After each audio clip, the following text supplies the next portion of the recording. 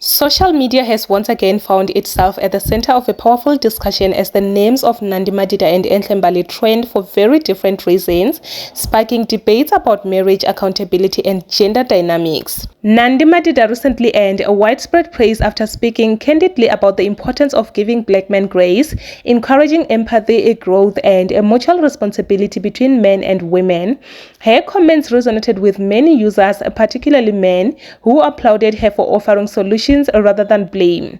At the same time, Enhle Mbali's past divorce from Black Coffee has been pulled back into the conversation, with some users reflecting on how her situation was previously celebrated online as a victory against men. The contrast between the two narratives has divided opinions, with one side applauding healing and a balance, while the other struggles with a conversation that challenges long-held beliefs. Ultimately, this moment has opened a broader dialogue about how society reacts to women's voices, the kind of messages we uplift, and whether social media is ready for a conversation that prioritizes unity over division.